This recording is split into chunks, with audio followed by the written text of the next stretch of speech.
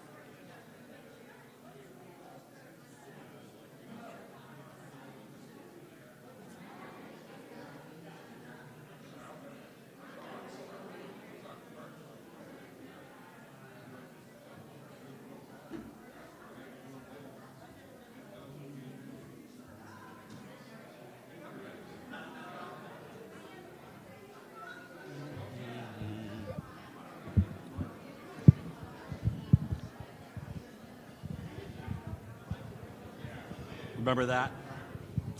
Huh?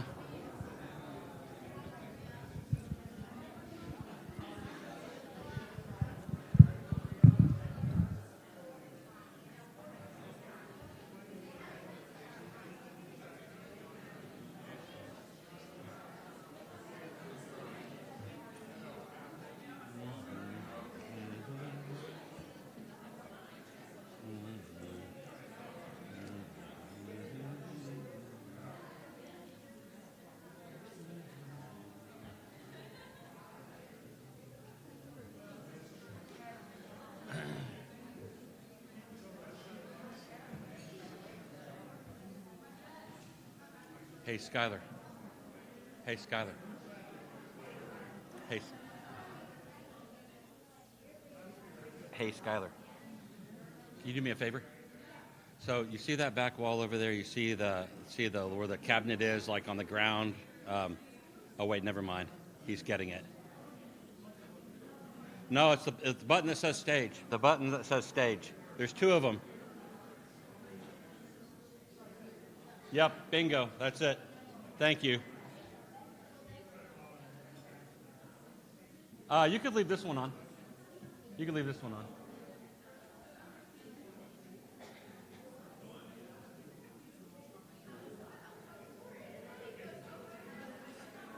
No, that one goes off. And then the one next to it. There you go. Bingo. Good afternoon. All right, hold on a second. Let's turn that up a little bit. Good afternoon. That's better. Welcome. Before we get started, just a few things. First of all, I don't know if you noticed it, but we were in the presence of a miracle today.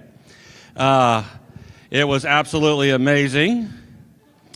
When, the risk serving inside the sanctuary, inside the altar rail, is we've got these long robes with various things dangling off of them. I have knocked over flowers. I have knocked over cruets and all kinds of chalices. Today, Elizabeth, I think it was Elizabeth, yeah. One of her robes caught the water, the flagon of water that was on the credence table. It flipped a full 360 degrees and landed on the base. So that is the first of two required miracles to be canonized as a saint. So we're going to start calling her Pre-Saint Elizabeth. And we got to get one more. We got to keep our eyes out for one more. Another thing I'd like to announce, in case you didn't hear it in the announcements, and that is that our small groups Bible studies are up on their feet and going. Part of what we are called to during Lent, during the bidding on Ash Wednesday, is the study of Holy Scripture. So we offer small group Bible studies. The pandemic kind of messed that up, but for years, every Lent, we have a small group Bible study. This year, we finally kind of got one up on its feet, and we have a group because of spring break that is just really starting to meet now, and that group is on Tuesday nights, and it could use some members, and you could use some Scripture. So it's Tuesday nights at 7 p.m. And they do have babysitting, yes. Yeah, that somehow there was a typo. The word not snuck in there. Satan somehow got his little fingers in on the keyboard. I don't know how that happened, but it was supposed to say the childcare will be available on Tuesday evening at 7 p.m. So you could see Jenna or Sebastian about that, or Kelly or me, and we can get you connected with that group. There is also a group that meets on Thursday mornings at, I think, 8 a.m. at a restaurant. Then last but not least, first of all, I love baked potatoes. But I know that making 100 baked potatoes in an antique oven is not easy, and it takes a lot of planning and a lot of work. And so I would just like to extend a huge thank you to our Christian crew, to Jenny and Denise and all who helped them out in there. Yes, thank you very much. The potatoes are amazing. We should do baked potatoes every Sunday. We could have a potato guild. It would be fantastic. So, see, we got an amen. There you go. That's I'm not the only one who loves potatoes. So, welcome. It is great for us to be here together. What this meeting is about is kind of improving our welcome on Main Street. Oh, hold on a second. I think I might need to change my. Hold on one second. I'm going to switch. Oh, I'm already there. Good enough. So, time and time again, we hear that one of our strengths as a church is our hospitality toward visitors. We are indeed a welcoming and friendly church. A lot of churches say this, but I feel like we really are. At the annual meeting, which was several weeks ago, I had a conversation with one of our newer folks, and they were telling me how their experience here made them feel so welcome and a part of the family. And that is just a strength that we continuously need to lean into and to be mindful of. It is a skill that we can lose. So I want to encourage us to remain hospitable and friendly. When you see someone you don't know, please go and talk to them. Make them feel welcome. As many of you have expressed to me, coming into a new church is kind of like the first day of middle school. And I certainly understand that, so we want to be as welcoming as possible. Unfortunately, our presence on Main Street is not as welcoming and friendly. Even our long driveway and our parking lot and the church entrance are in need of work to be more welcoming. Several years ago, we discerned that the most popular way that people find our church is from our website, our sign, our street presence, and personal invitation. Other ways, like ads we used to put an ad in the Yellow Pages, believe it or not, or the Community Impact, or on the Chamber of Commerce, reaching out through social media, events at the church. These always are not nearly as effective as our website, our sign, or street presence, and personal invitation. And we've dropped all advertising except on social media because of that. Someone who is new to our area that is looking for an Episcopal church is going to find us through the website. So it has to be friendly and welcoming too. But people who are not actively looking for a church will only know that we are here by seeing us. And so it's important. In the early 2000s, we used to be just here off of Carroll Street. We didn't have a Main Street entrance. We were just only here on Carroll Street, and we affectionately called ourselves the Church of the Hidden Shepherd, because you just couldn't find us. In the early 2000s, we bought the property to our south, including a narrow strip of land that became our quarter-mile long driveway,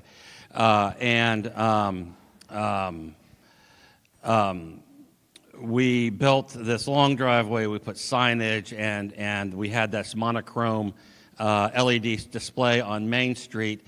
And our presence on Main Street was all of a sudden we were there, right? And it's our presence on Main Street is a seed that gets planted every time someone drives by it. And the quality of our signage, our message at our signage, and our welcome on Main Street is so important. It's ever so important. The greatest traffic we have, the greatest traffic we experience past our church is down there on Main Street. But our current signage, coupled with the setback and easement requirements, make it hard for anyone to recognize that there's actually a church here. There's no other sign that there is a church here except for our signs. You can't see the church structure, the parking lot, and all of that. All of that is obscured by trees. So the only way to know that there's a church here is at the end of our long driveway. So I want to share a couple of videos with you. This is a video we shot of Don doing his Sunday thing. We have a collection of these.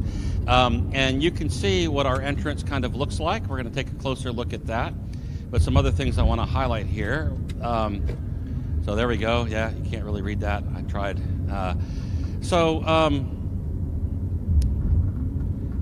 This fence, y'all remember this fence? It wasn't that long ago, right? It looked even worse than the video conveys. I'm pretty sure I've got a shot of it. There we go. Yeah, there's our shot of our fence during the day. Thankfully, we have worked on that and we have fixed that, and that definitely looks more inviting. But you can see, coming down here, if you were a visitor, you might not have confidence that you're heading the right way. As a matter of fact, we have a number of people that stop and turn around in this location right here. I have DoorDash do it all the time, and we've had others just turn around right there and think, I must be going the wrong way. This is going into the abyss. But even then, once we get there, when you get to the parking lot, there's no real clear indication of where to go. Where is the church entrance? Where's the church office? There's a little tiny sign underneath the balcony that you can't see. So we need to improve this area in addition to our presence on Main Street. We need to improve this area with some signage. It tells people where to go. And then clearly mark our porte-cochere as a church entrance. So that, there's my truck. Didn't it look great? Look at that. On the big screen, it looks better than it does over here. And so this is something that we need to work on. But now is the time for us to improve our Main Street presence.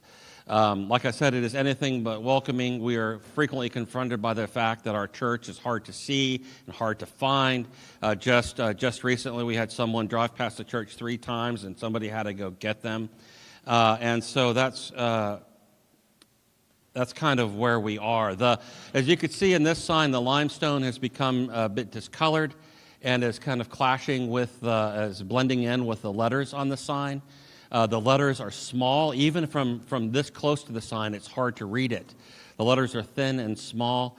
Our LED sign is way past its useful life. It's about 5 or 6 years past its stated life, maybe even 10 years. And it is outdated, no longer supported, and as you can see there, some of the structure's kind of falling apart. Still functioning. And the cross is just it's not very big, it's not very thick, and you can't really see it. The cross is hard to see. So here is a look at what it looks like driving past our church. And try to watch this with visitor eyes. We got to play. We quit playing. Play. Oh, please. Here we go. Here we go. So this is coming from the other way. I don't know why it's starting from there. But, oh, wait. Oh, you weren't supposed to see that yet. That's what it did. It tricked me. Here we go. Let's try this again. This should be coming from the east side. Okay. We shall not be defeated.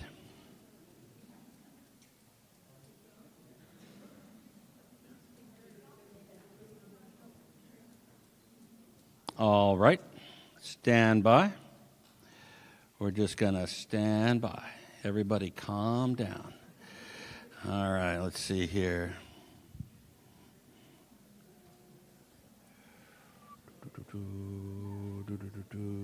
Presentation.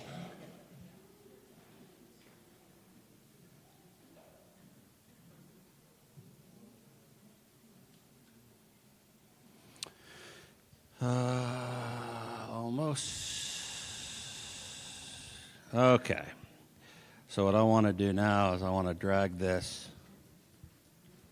over there. And we'll play this one. Right, this is going to be from the east. Fingers crossed. Here we go, yeah. So, oh man, I got to drag that over a little bit. You can kind of see that it was hard to see, right? Here it is from the west. Again, try to look at it with eyes of a visitor. Do you know that there's a church back there?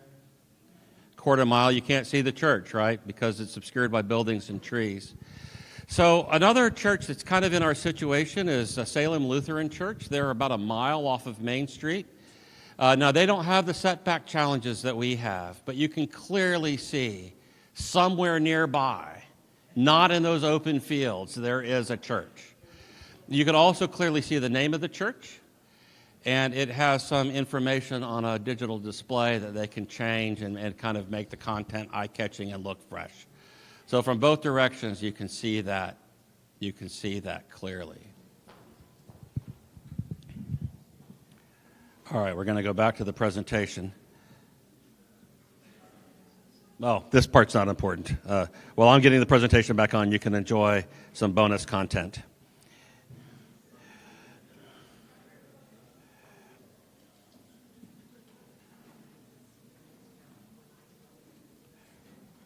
There we go. So what we're really looking to do is improve that image. So here we are coming from the west here. You can kind of see the sign there. And what we're looking at doing is changing it so that there's a cross that is visible, the stone is cleaned, the letters are bigger, you can see the name of the church more clearly as you drive by it, right? Anybody want to see that again, or was that was good? So this kind of illustrates what it is that we're trying to do, right? We need to clean and refresh the monument. It's been sitting there for 20 years, and it's in need of getting all the stuff off of it and getting the mold off of it and cleaning off the dirt and grime of living roadside for 20 years. We need to replace the obsolete LED display with a full-color high-res display, something a little more up-to-date and a little more eye-catching than the red letters. And we've got to make the cross more visible. And this is a photograph from Main Street, and you can't see that cross at all. And it's not just an effect of the photograph. You could stand in parts on Main Street and not see the cross at all. It is 4-inch post, I think, and as opposed to that other cross over there is 12 inches, so 3 times the size. And you can see that the good lettering, we took out "the" and "of thee" and made the letters bigger and put them on 2 lines, and we put a giant arrow on there to make it clear that the white building is not Church of the Good Shepherd. The field or the woods are not a cowboy church. You got to go all the way down that driveway. So we're going to make the crest more visible and more recognizable, and it'll be internally lit. So at night, that cross will really stand out. And we need to improve the lettering and make it span the width of the monument, and external lights or internal lights for the letters, depending on how the costs work out. And the other thing we need to do is add a larger address numbering on the front edge of the street edge of the sign. We have a sign now, you can see it down there in the right-hand picture, that says 801 East Main. So if somebody's looking for 801 East Main, they can't see that. We're going to make it quite clear that you have found 801 East Main. So all of us premillennials, we like address numbers, and that ought to help.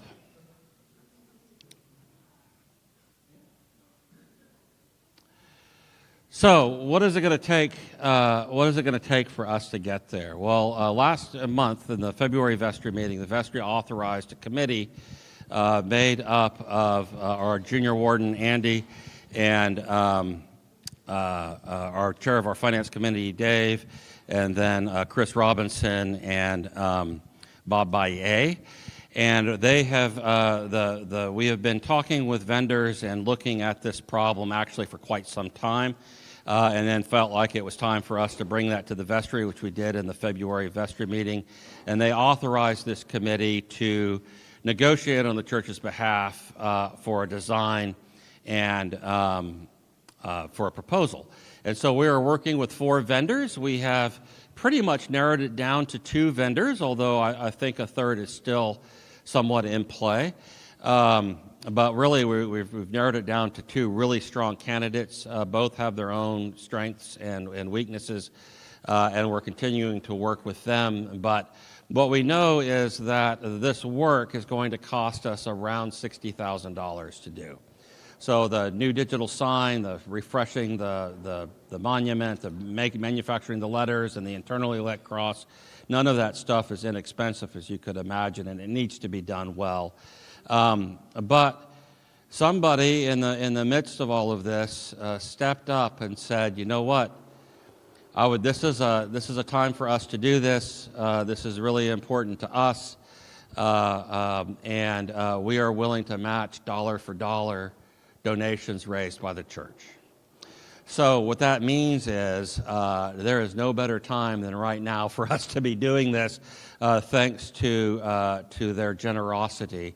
We are raising $60,000 for the monument renovations with this challenge donation, which basically doubles whatever giving you do. So if you give $1,000 towards the sign, it's like giving $2,000 towards the sign. We do have some flexible giving options. You could choose a 2-year option if you would like to give over 2 years. There's a monthly option. You could give a one-time gift in 2025. We do have online giving, but because we are targeting hard costs, we did not put any fluff in this number. If you give online, we do ask that you kind of help with the fees, and there is an option to do that. That being said, while the campaign and the challenge donation are focused specifically on the monument improvement, we are going to, at the same time, address a little bit better communication down our driveway and the signage in our parking lot and what the porte-cochere looks like. We're going to reuse maybe some of the lettering from the old sign to put on the porte-cochere. We've got some interesting ideas for other signage. There may be opportunities through wish list items or something like that to give to those efforts, or we could just do it out of our general operating budget. The lion's share of the cost, obviously, is the monument. So we are asking every household, every family at Good Shepherd. This is a big and important job for us to do, to be a welcoming and friendly church, to plant those seeds to people who are driving by. We've heard some stories, like one of our parishioners came a day early to make sure that they had the location right and to know where they were going to go. They kind of scoped that out. We really don't want our visitors feeling like they have to do that. So this is an important part of our welcome. It's an important part of our growth strategy in the years to come. And we just need to make it look like there's a church back here instead of it being just kind of clouded over in mystery.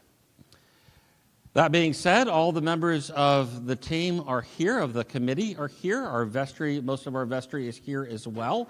So if you have any questions, now is your time to ask. Yes, right over here, Lorna.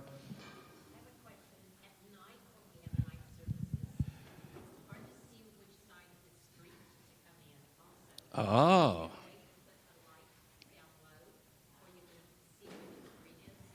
Can somebody on the committee just make a note of that, like maybe improving? Yeah, thank you, Chris. Just make a note of that, and we'll talk that through, how we can better light the roadway. Yeah, thank you.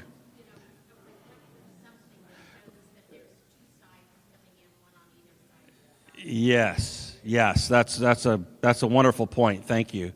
The monument itself will be better lit than it is now, but making that clear would be good. Hold on one second. I need to change my scene. There we go. So the letters, the Good Shepherd Church and the arrow, we've got one bid where those are internally lit, and we've got one bid where they are not. So that'll be externally lit. But either way, we're going to improve the lighting on the word Good Shepherd Church, the words Good Shepherd Church and the arrow. It could be like the cross that it'll be internally lit. It just is a matter of the technicalities of that and the expense is significantly more expensive. Excellent. Yes, Diane.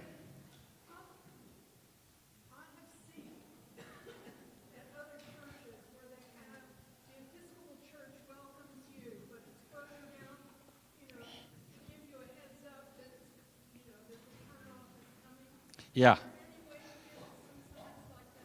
Well, we have one of those in front of our sign. So we have one of those kind of recognizable Episcopal Church signs there because we can sort of cheat and have that closer to the road.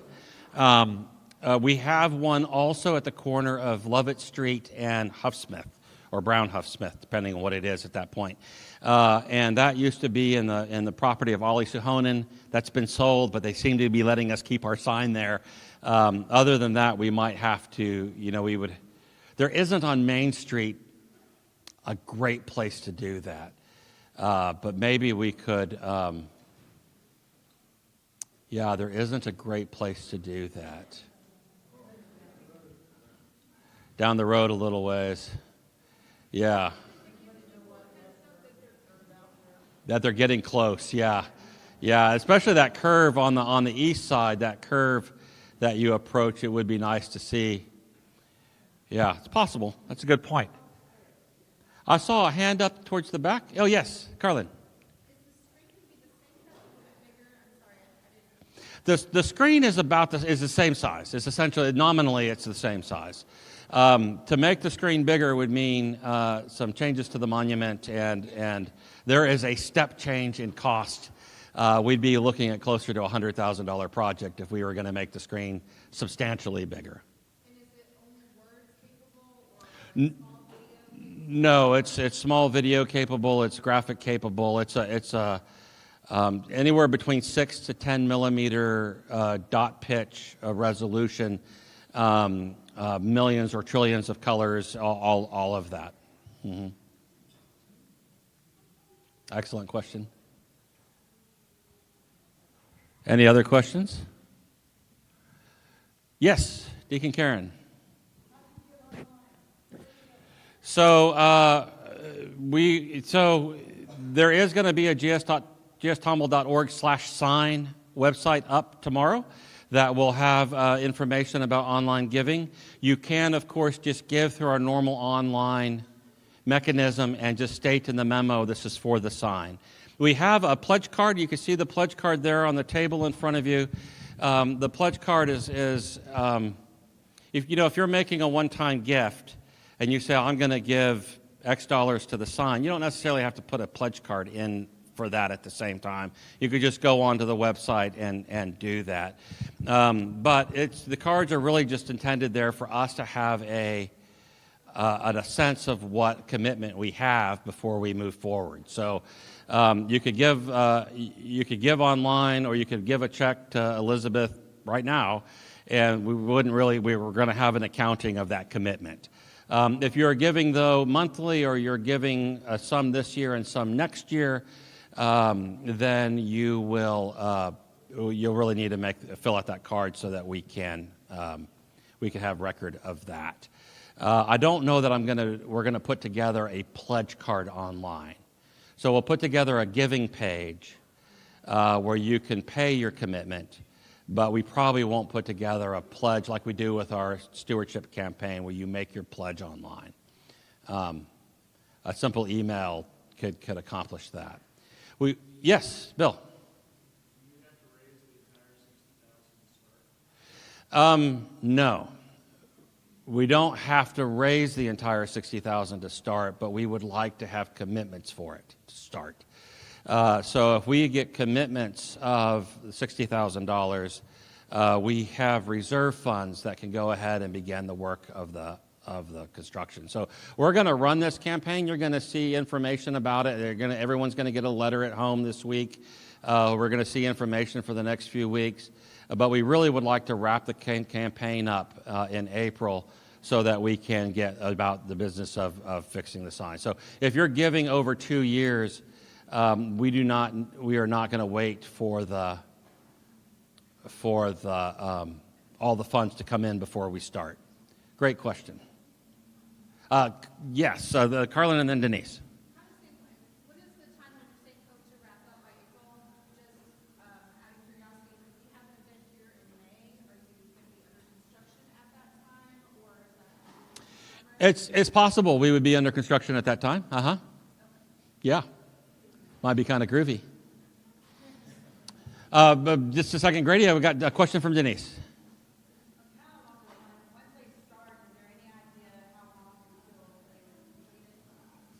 Anyone else from the committee want to field that, since I don't know?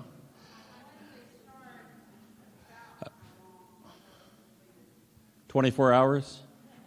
Is that what we said? So about a month was the answer there, if you couldn't hear, or a little less than a month. I'm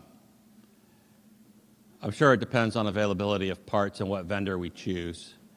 on that. Okay, Grady. I think this is a great idea. I support it wholeheartedly. I was just wondering, do you have to do something about that old white pickup that's parked in the lot? Yeah. Yeah. We do. We need to do some work on the pickup. It is 30 years old, and it has a little bit of a wrinkle on the right side. So if anyone would like to donate, just give to the church, say for Father George's truck, and we can get that wrinkle on the right side fixed.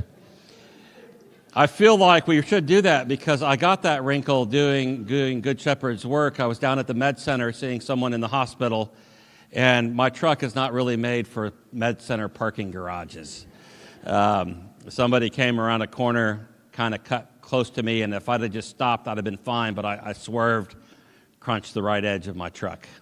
So thank you, Grady, for bringing that up. I know you had that in mind. Yeah, you have to give that to Deacon Karen's discretionary fund. I can't do that out of my own discretionary fund, but if you give that to Deacon Karen, I will be okay. Sebastian.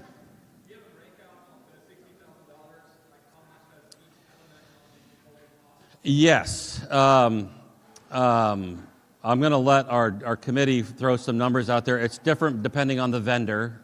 Some, the signage is more expensive. Some, the other parts of the sign are more, the LCD is more expensive. Some of the other parts of the sign are more expensive. You want to throw a number out there? Just rough number?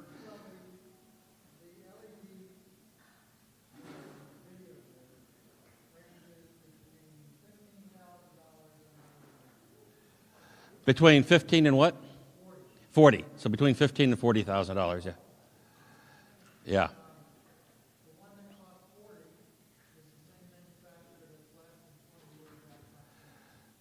Yeah.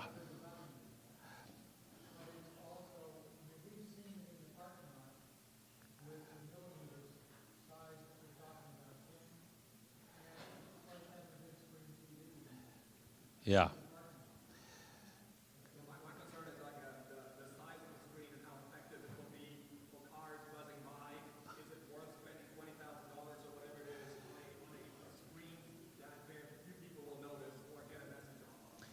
The screen has a couple of functions, and it's been, even with our red one, has been somewhat successful. We can advertise Holy Week services and things like that on there, but more importantly, as it's just changing nature, catches the eye, right? So you drive by hundreds of signs every day, and when they're static signs without the content kind of changing, it's hard to catch your eye. So getting it to kind of shine bright for a second, flash, we have pancakes. We've done that. There's value in that. And I feel like, and I think I speak for the committee here, that having something in color with a little bit better resolution where we can have better quality message, allowing us to kind of change our messaging, that there is value in that. Whereas putting up banners or other information to kind of cover seasonal changes, I don't think will be seen very well. What we're not going to do is write, a paragraph of information on there, but we might, in the time that you drive by, you might see that Ash Wednesday, 7 p.m., those kinds of things that might trigger you to think, maybe we could go visit this church. Oh, look, they have an Ash Wednesday service. Again, we're targeting people that are not looking for us on the web. So the opportunity to provide information, I think, is helpful. We flash our website up there, gstomble.org. We could have that on there. And we change our message depending on when it's rush hour or not. So we do some more staticky, sort of longer-lasting things when we have fewer people driving by. But when everybody's going by a little slower, we provide a little more information. Yes, Kelly. Yes, the cross will be internally lit. It'll be lighted so that you can, on the surface of the cross, kind of like Salem's cross is down the street. Mm-hmm. Yeah, and the letters might be part of that expense. The letter, that's expensive to do that. So, depending on how we go with the LCD board, we may do that. Excellent questions, all of them.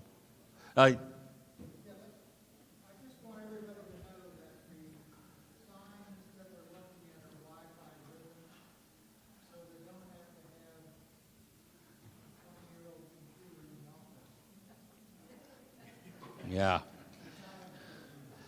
Yeah.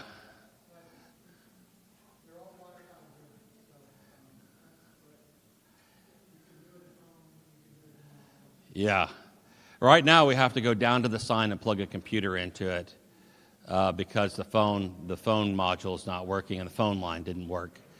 So yes, that is going to be a huge boost being able to do that.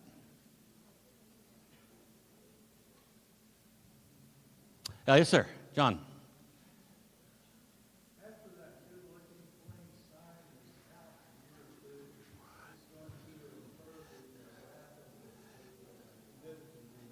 Right.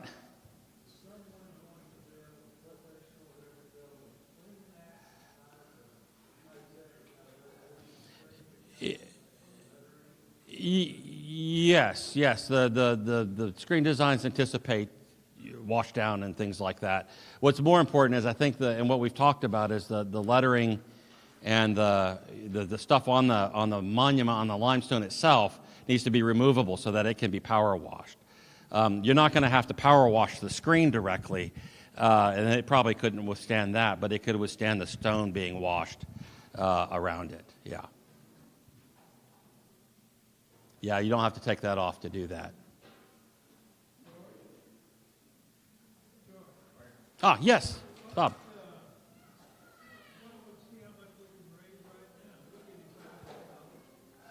You're going to have to say that again, Bob. What? Oh, great. Well, you want to go around the room and just see who everyone commits to? All in favor, say aye. Wow, really? I thought there was going to be crickets. Yeah, we could see if we could do it right now. So Bob just committed $500 to our sign, and that is $1,000. We're 1/60th of the way there. Okay. Is it about the fees? Okay. You have pledge cards there in front of you. We have some pens up here if you need them. If you want to.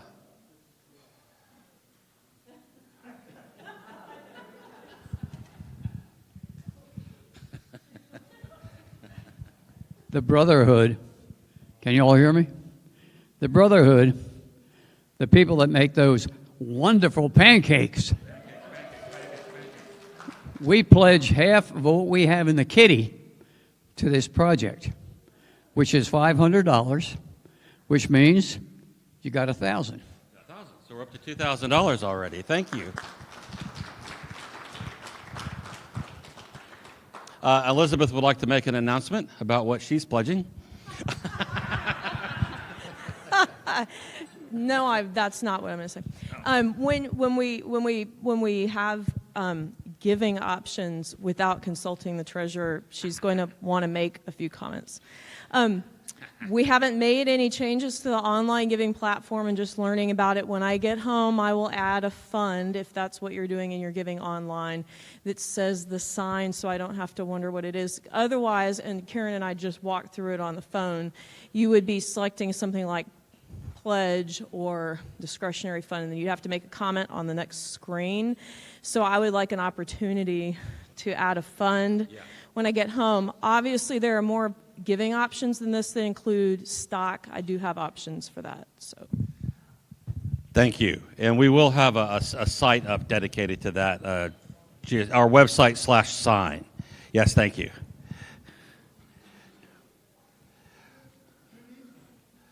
Does anyone need a pledge card? There's 3 on the table. Any pledges you would like to make? Yes, Bill. Bill is pledging $1,000, so we are up to that's a $4,000 raised thus far. Thank you. Yes, sir. Dick. The Dorans have pledged $2,000, so that's another 4. We are up to $8,000. I better start writing this. Somebody writing this down? Yes, sir. It's recorded. Great. Bob. 600. Oh, man. So that is another $1,200. We are at, $7,200? Is that right? Am I right about that? Yeah. Yeah, perfect. Excellent. So we have raised, it's either $8,200, $9,200 or $7,200. We got 1,000, 2,000 for the, yes, Deacon Karen. Another 2,000, that's another $4,000. Is somebody writing this down? They do need to do a pledge card, but I want to make an announcement here because we've got some other exciting information. So we have 2, 4, 5, 5,600. Who am I missing? That's $10,000, $11,200 so far raised towards the 60,000. That's fantastic. I do want to share that we also have another $5,000 donation that was made already from someone who is fairly new to the church. So pretty excited about that. That's another $10,000. So we're moving quickly through to our goal. So yes, sir, Gritty. Another 2,500. So that's another $5,000. Thank you. Thank you very much. That is very generous. I encourage you to consider what you can give. You have pledge cards here that you could turn in to Elizabeth or to Dave. They could collect those. You will be receiving a letter and more information in the mail as well. I don't have a pen. Yeah.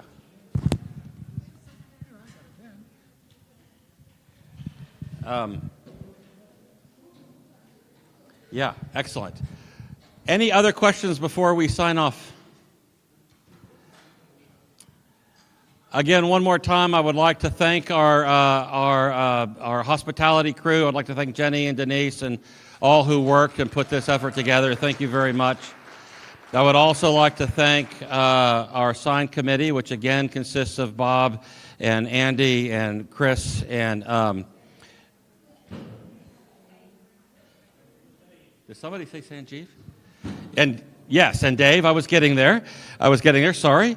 As well as our vestry, who are all working towards making this happen. So thank you all very much for that. A round of applause for our sign committee and our vestry.